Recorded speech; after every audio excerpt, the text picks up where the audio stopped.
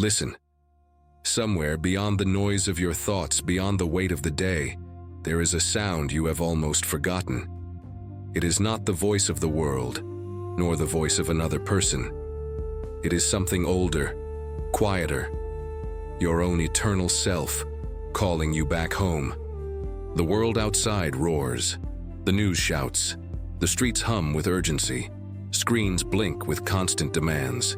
And yet, somewhere inside you, there is a place the wind cannot reach. A space where no argument, no deadline, no fear can enter. But here is the truth. Most of us have sealed that place off. We have learned to live in the storm, to breathe in the chaos, and to call it normal. What if it isn't?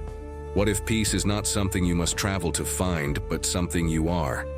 Something you have simply forgotten, like a language you once spoke fluently, but have not used for many lifetimes. Close your eyes for a moment, in your mind, not literally. Feel the weight of your body where you sit. Feel the breath entering and leaving your lungs. Notice how, beneath the surface, there is a river moving very slowly. That river is older than your name, older than your fears, older than this very life. This is where we begin. For thousands of years, seekers across every land and culture have searched for that same river. Some called it stillness, some called it the soul. The Theosophists, the guardians of a wisdom that does not belong to any single religion, call it the science of the soul. And science it is, not the cold science of machines, but the precise knowledge of what makes a human being whole. It is the understanding that you are not only flesh and bone, not only thoughts and emotions. You are a bridge between the eternal and the temporary.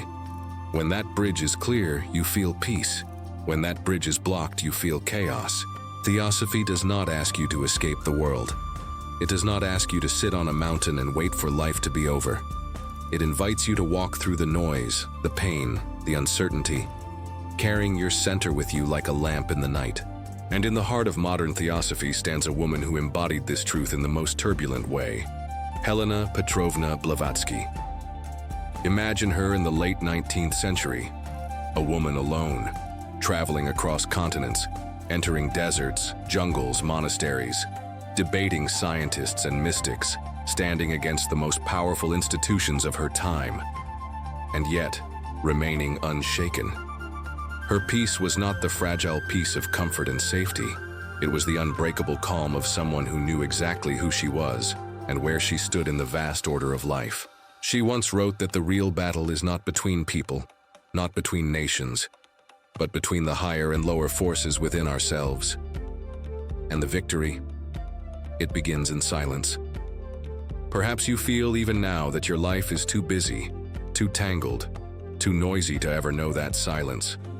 Perhaps you think peace belongs only to those with perfect circumstances, the ones who have retired to the countryside, or the lucky ones who were born without struggle.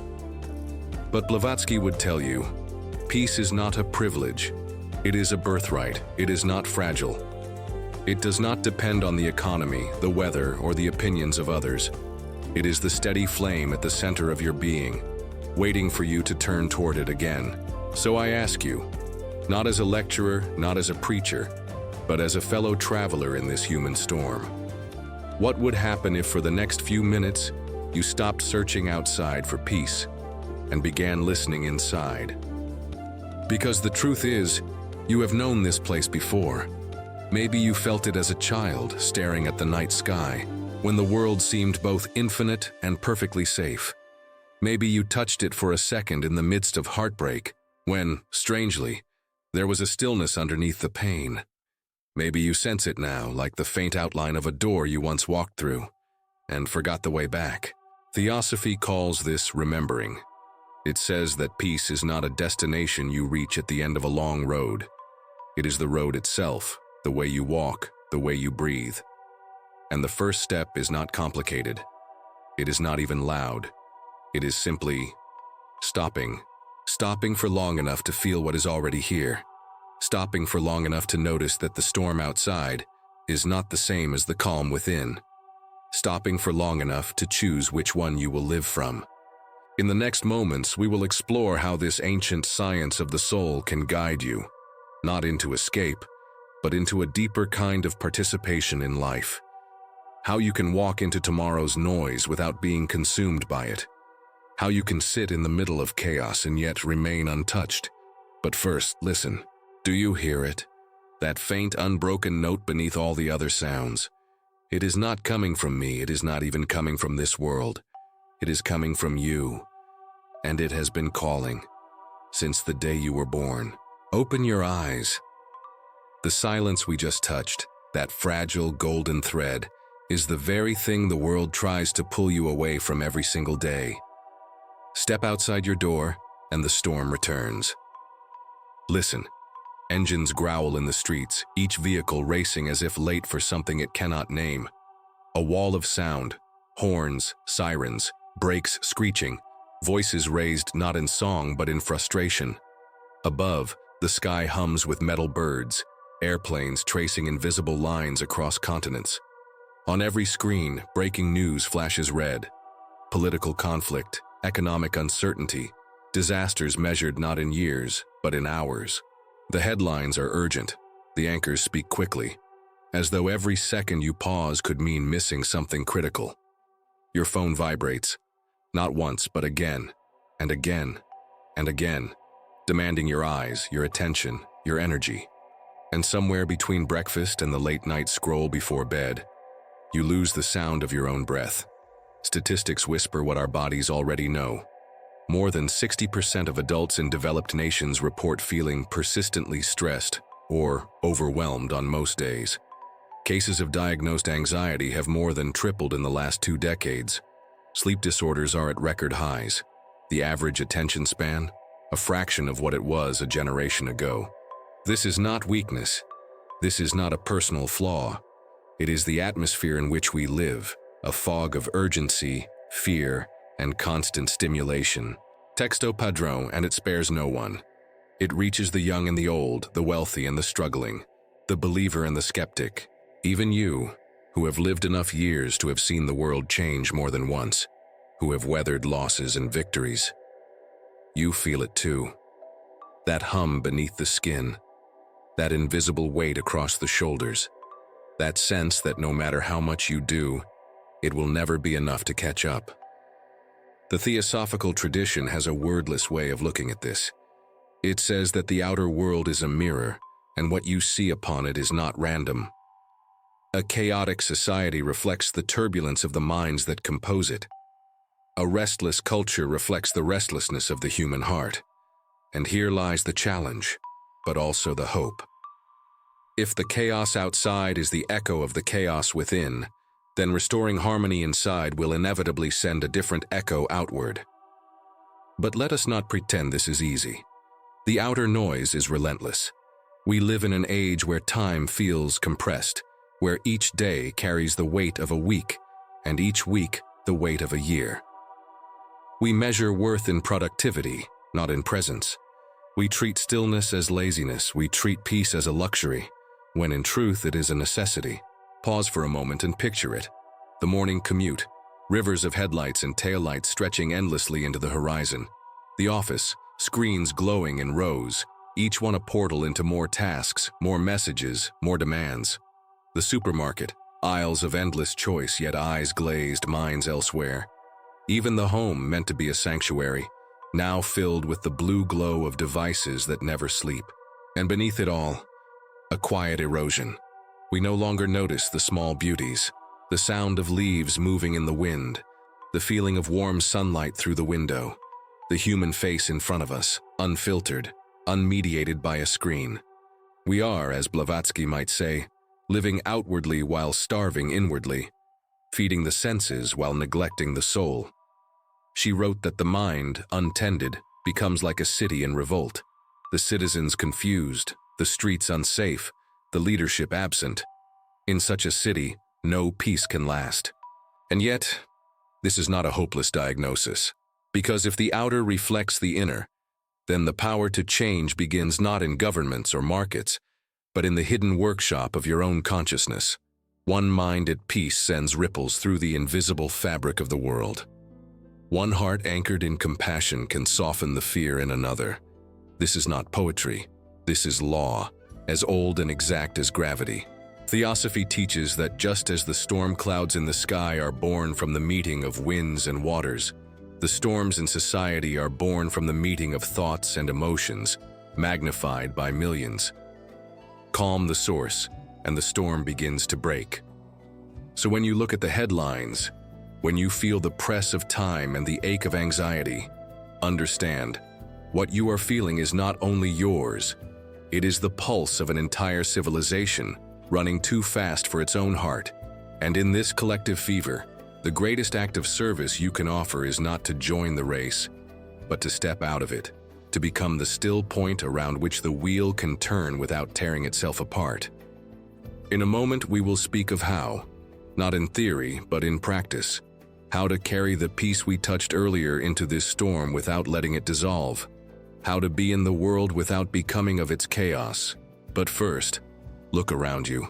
Look at the city, the headlines, the hurried faces. This is the landscape of our time. And you are not powerless here. The bridge between chaos and peace is closer than you think. There is a truth, simple yet hidden in plain sight, that Theosophy has whispered for more than a century. Peace is not something you create, it is something you uncover. Imagine a clear lake. Left undisturbed, its surface mirrors the sky. But if the wind stirs it, or if stones are thrown into it, the reflection shatters into ripples. The sky has not changed, only the surface has.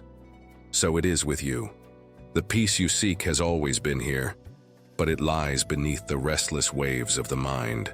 Helena Blavatsky called this the natural state of the soul, a state obscured by the noise of thought, the pull of emotion, the demands of the senses.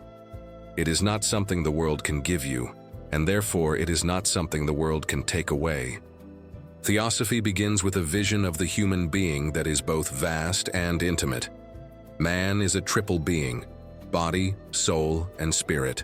The body, the vessel through which you move and act. The soul, the seat of thought, feeling, memory, and will. The spirit, the eternal luminous essence untouched by time or circumstance. Peace, in this view, is the harmony that arises when these three are aligned. When the body is cared for but not worshipped.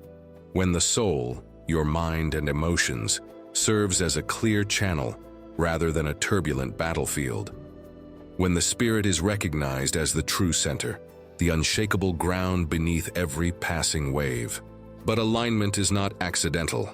It requires discernment, viveka, as the Eastern teachings call it, the ability to distinguish between what is real and what is fleeting, between what belongs to the eternal self and what belongs only to the passing scene of the moment. In our age, the mind has forgotten its place. It behaves not as a servant, but as a restless ruler, issuing commands, raising alarms, demanding constant activity. It leaps from thought to thought, as a monkey leaps from branch to branch, mistaking motion for progress. The theosophical teaching reminds us the mind is a tool, not a master. It was given to you to measure, to reason, to remember, to imagine, but not to rule your inner life. There is a deep law that governs this. When the servant becomes the master, the house falls into disorder. When the mind is allowed to dominate, it pulls the emotions into turbulence and the body into strain. But when the mind takes its rightful place, under the guidance of the soul aligned with spirit, the entire being begins to breathe differently. Blavatsky wrote that, "The mind is like a mirror. It will reflect heaven when it is still and the earth when it is shaken." The problem is not the mirror, it is the constant shaking. This is where the discipline of mental silence enters.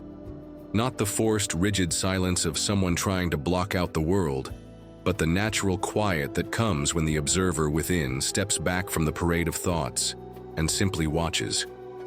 When you become aware of the mind as an instrument, you can choose when to play it and when to set it down. There is another principle here, one that Theosophy holds as both a warning and a promise. Life has laws. Not the laws written by governments, but the subtle, unbreakable laws woven into the fabric of existence. When you live against them, you feel friction, anxiety, confusion, restlessness. When you live in harmony with them, there is a natural order, an inner equilibrium that does not depend on the news cycle, the economy, or the mood of those around you. One of these laws is the law of correspondence, the idea that the outer reflects the inner, as we spoke of earlier. Another is the law of rhythm. Everything moves in cycles, and nothing stays at the peak of chaos forever. A third is the law of cause and effect, the recognition that what you cultivate in thought and feeling inevitably shapes the world you experience. In practical terms, this means your peace is not at the mercy of circumstances.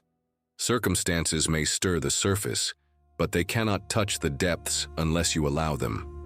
When you live from the spirit, that deepest layer of your being, you stand in the eye of the storm. The winds may howl around you, but at the center there is stillness. And yet, how easily we forget. We identify with the body, and its aches dictate our mood. We identify with the mind, and its worries dictate our choices. We identify with our roles, parent, worker, citizen. And when those roles are threatened, we feel as if we are collapsing. Theosophy offers a radical shift. You are none of those things. You are the presence that animates them. The roles are garments you wear for a time. The body is the house you inhabit for a season. The mind is the steward you employ for the work of this life. But the essence, the spirit, is not touched by birth or death, success or failure, gain or loss. When you live from that essence, peace is no longer a fragile thing you must protect. It is the natural fragrance of your being, flowing outward without effort. And here lies the key. Peace is not passive. It is not the absence of movement or the denial of reality. It is active alignment, a deliberate choosing, moment by moment, to return to the center. This is why Theosophy does not teach escape. It does not say, withdraw from the world to find peace. It says, anchor yourself in the eternal and walk through the world as its servant, not its prisoner. Think of it like a compass. When a compass is shaken, its needle wavers, sometimes wildly. But as soon as it becomes still, the needle points north again, unfailingly, without effort. Your spirit is that north. Your soul, your thoughts and feelings, is the needle. The mind's silence is what allows it to settle. In the coming moments of our journey, we will begin to practice this, not as theory, but as lived experience. You will see how to quiet the mental wind without suppressing it, how to feel the body's sensations without being ruled by them, how to let the world's noise move past you without carrying it into your heart. And as we do, something subtle will happen. The layers of agitation will begin to lift, the water will clear, and you will see, perhaps for the first time in years, that the peace you were chasing was never somewhere else. It was here. It was always here. Not a treasure to be found, but a memory to be restored. In the next part of our path, we will open that memory fully. We will speak of the simple, daily acts that keep the needle steady, that keep the waters still, that make you not just a seeker of peace, but a source of it in a world that has forgotten its own center. Because in the theosophical way, peace is never only for you. It is the gift you carry into the lives you touch. There is a saying in the ancient schools, a teaching is only alive when it is lived. So far, you have walked with me through the understanding of peace. But now, we step into its experience. Not tomorrow, not next week. Here, in these next minutes. Let us begin with something very simple. A doorway you can walk through anywhere at any time. The breath. 2 minutes of stillness. Wherever you are right now, allow yourself to sit in a way that feels stable, but not rigid. Your feet upon the floor, or your body supported if you are resting. Let your hands rest lightly, perhaps upon your knees, or gently clasped in your lap. Close your eyes if you can. And if not, allow your gaze to soften, without needing to focus on anything in particular. Take a slow, deep breath in, and exhale gently, as if you are releasing a long-held weight. Feel the air entering, cool, light, filling your chest, expanding the ribs. And as you breathe out, notice the subtle loosening in your shoulders, your jaw, your forehead. Let the breath find its own rhythm, not forced, not measured, simply noticed, like the sound of waves that you do not control, but allow to wash over you. Now bring your attention to the space inside you. Behind the movement of the breath, beneath the current of thought, there is a still, open field. Rest there for these 2 minutes. Thoughts may come. They are like birds crossing the sky. You do not have to follow them. You do not have to push them away. Simply notice them and let them pass. When you open your eyes again, notice the world around you has not changed, and yet you are looking from a quieter place. The art of watching without judging. This is the second practice, one that Theosophy has always valued, the witness state. It is the ability to observe your own mind without being swept away by it. Imagine you are sitting by the side of a river. The water is your stream of thoughts. Some are slow and gentle. Some rush forward, foaming with urgency. Some carry debris, memories, worries, plans. Most of the time we live in the river, being carried along by whatever current appears. But the witness sits on the bank. They see each thought pass. They don't jump in. They don't try to stop the water. In Theosophy, this state is more than mental discipline. It is the first step in recognizing that you are not the contents of your mind. You are the presence that sees them. For 1 minute now, let your attention rest in that presence. When a thought comes, silently say to yourself, "There is a thought," and let it pass. No story, no argument, no judgment. This is not about silencing the mind by force. It is about creating enough space between you and your thoughts that the mind's noise no longer rules your inner atmosphere. And in that space, peace naturally appears, a symbol for the inner center. Now we come to something subtle yet powerful, the use of symbols.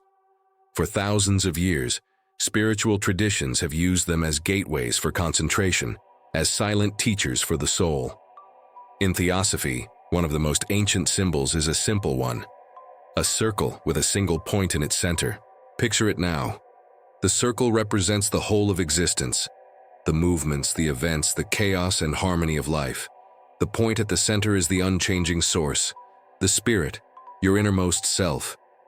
When you close your eyes and hold this image, you are reminding your mind of its true orientation. The storms of life can whirl along the circumference, but at the center, there is only stillness.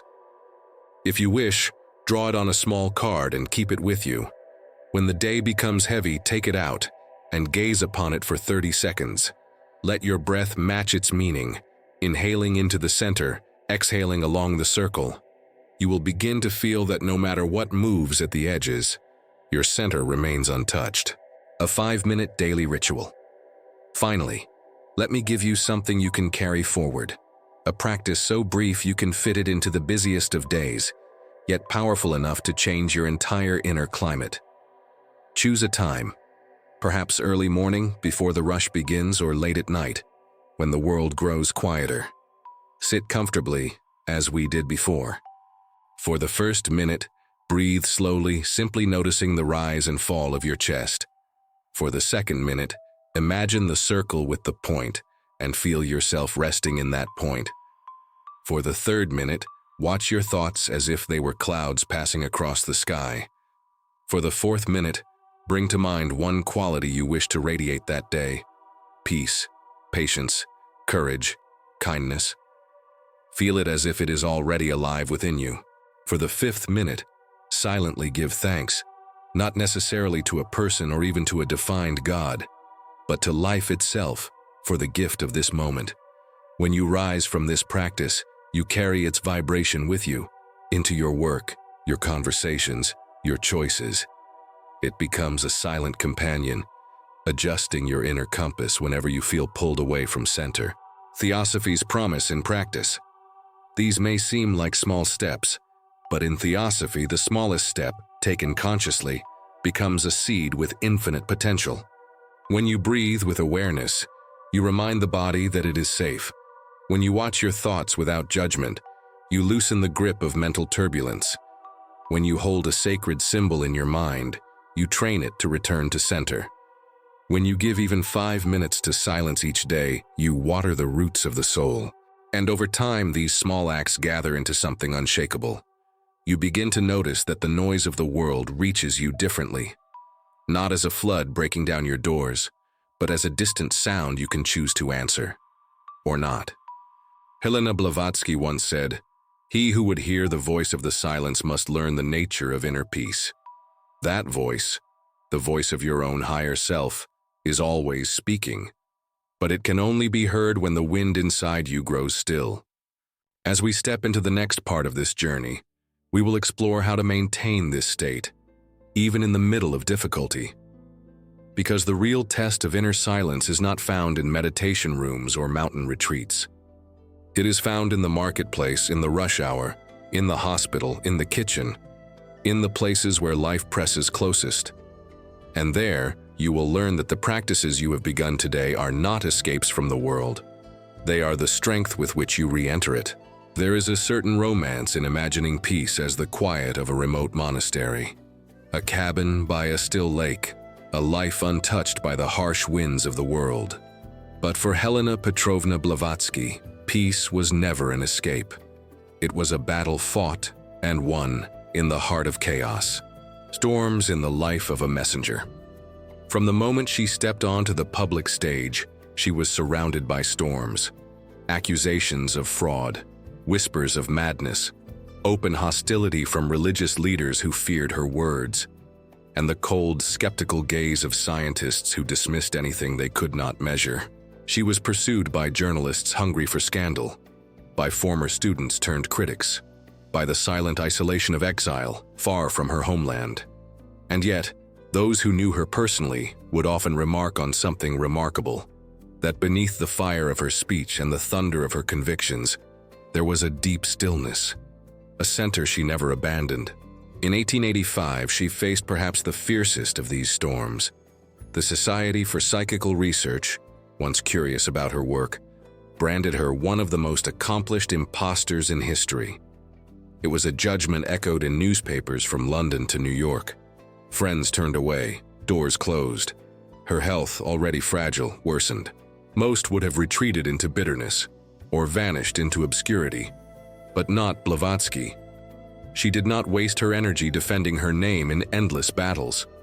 Instead, she poured her strength into writing The Secret Doctrine, the very work that would outlive all her critics. Day after day, through illness and fatigue, she wrote with an unshakable rhythm, as though the accusations had never happened. When asked how she could work under such pressure, she replied simply, "I have my duty, and until it is done, the rest is of no matter." The center that cannot be touched.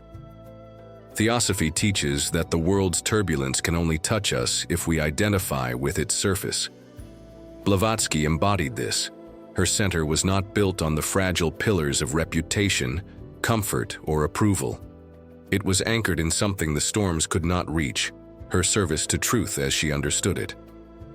She once wrote, "The peace of the soul is not in the silence of the lips, but in the knowledge of being in harmony with one's purpose."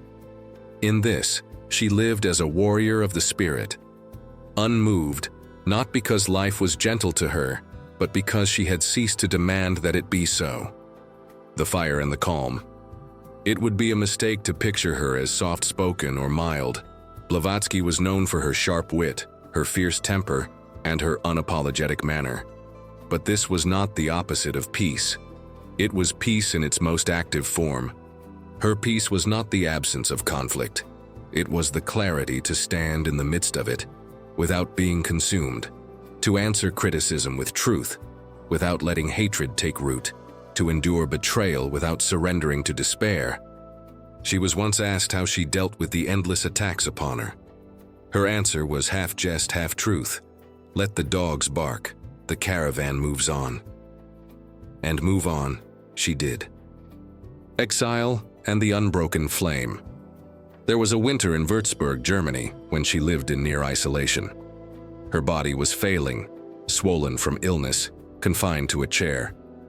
The Theosophical Society was fractured by disputes in her absence. Many believed her work was finished.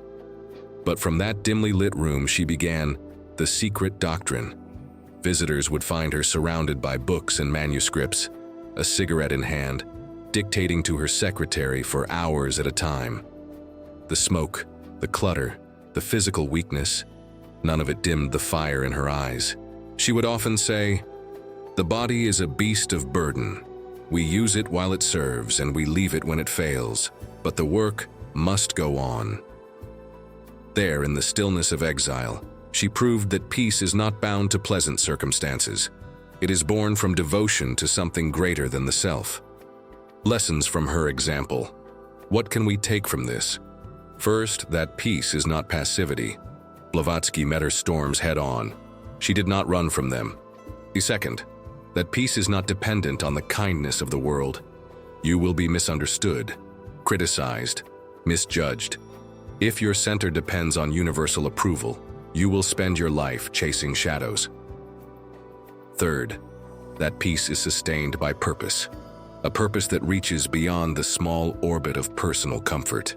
Her words for our time. Blavatsky's writings are scattered with phrases that can anchor us in our own storms. She wrote, "Fix your thoughts upon the eternal, and the noise of the day will pass like the wind across the desert." And, "It is not the outer quiet that brings peace, but the stillness within that makes no account of outer things." And perhaps most simply, courage and calm are brothers, and they dwell together in the heart of the disciple. When we look at her life, we see a paradox.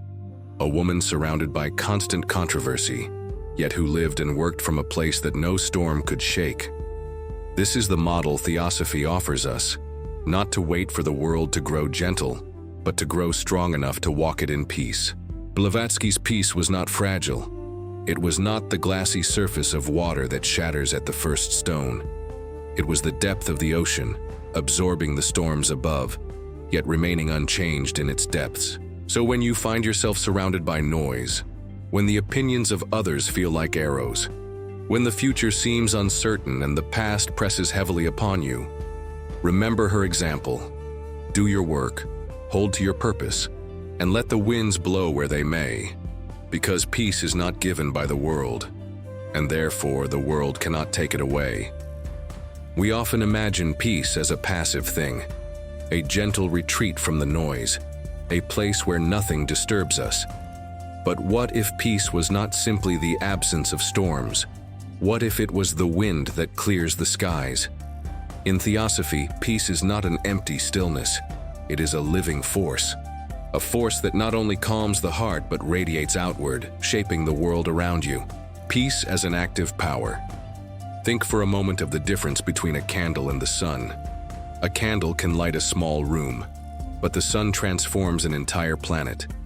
Most people treat peace like a candle, fragile, easily blown out by the smallest gust. But theosophical peace is more like the sun, constant, abundant, reaching far beyond the one who holds it. Helena Blavatsky wrote, "He who is at peace with himself becomes a center of peace for all who come near." When your inner state is steady, it changes more than just your own experience. It alters the field of every conversation, every room you walk into, every relationship you touch. The ripple effect. Imagine tossing a stone into a still lake. The ripples spread outward in perfect circles, and long after the stone is sunk, the waves still reach the far shore. Your peace works the same way. When you choose to respond with calm rather than anger, when you choose patience over irritation, when you choose compassion over judgment, you create ripples. Someone feels safer around you. Someone chooses their words more carefully. Someone remembers, if they can remain calm, maybe I can too. In this way, peace becomes contagious. A different kind of influence.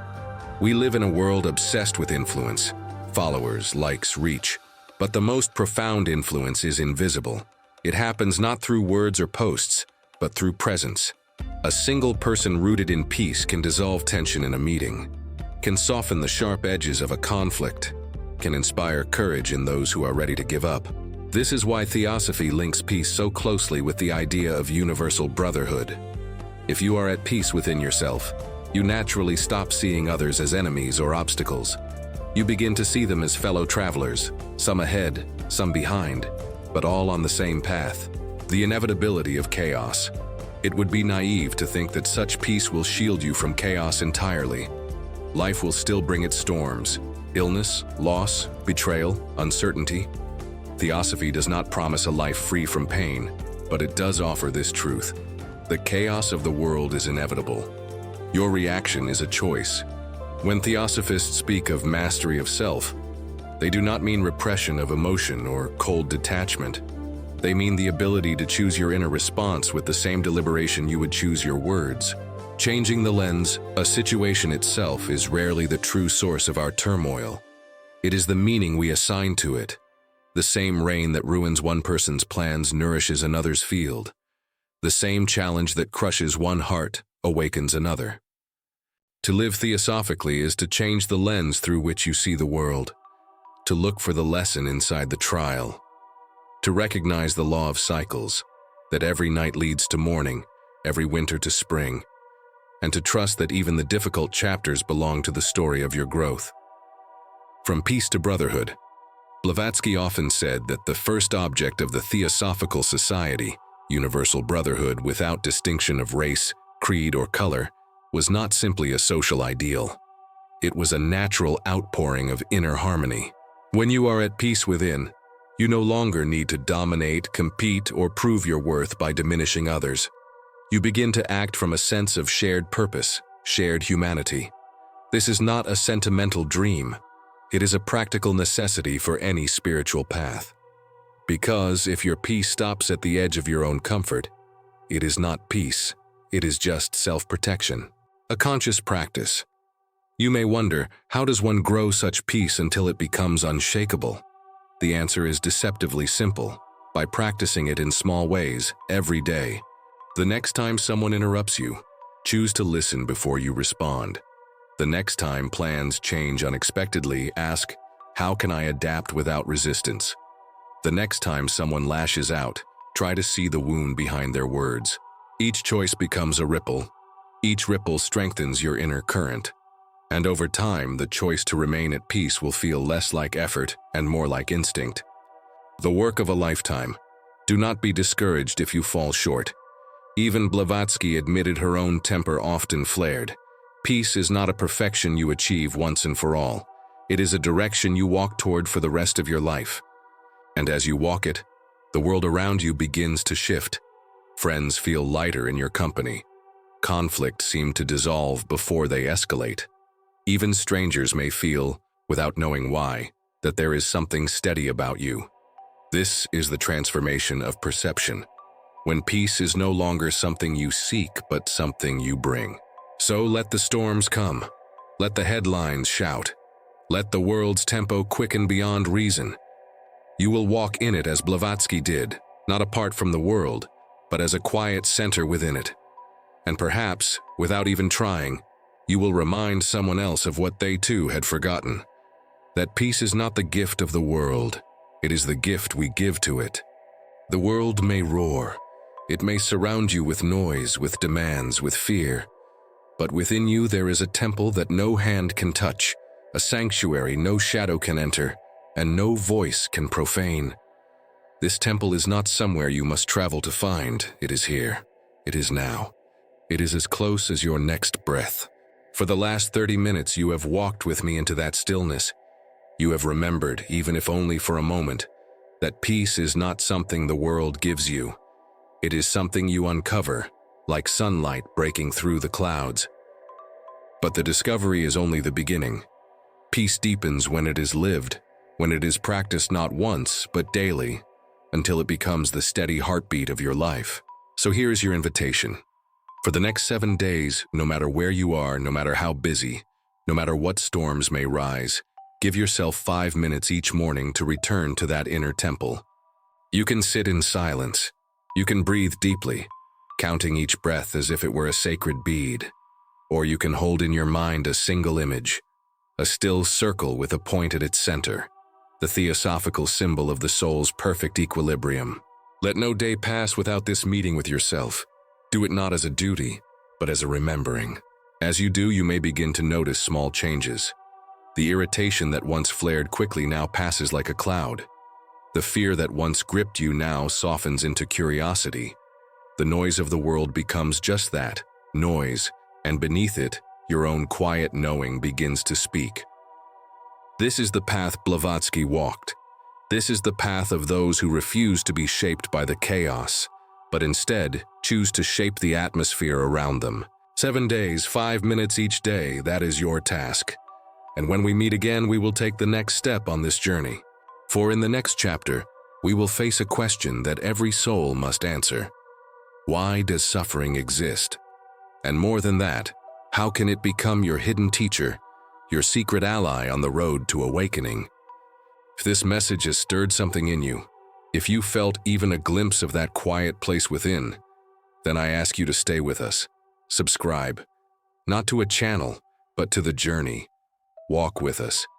Because the road is long, the questions are deep, and the transformation is real. The world may still shout, it may still test you, but you will have a center that no storm can move. Remember this, the world can scream, but inside you, there is a temple no one can profane.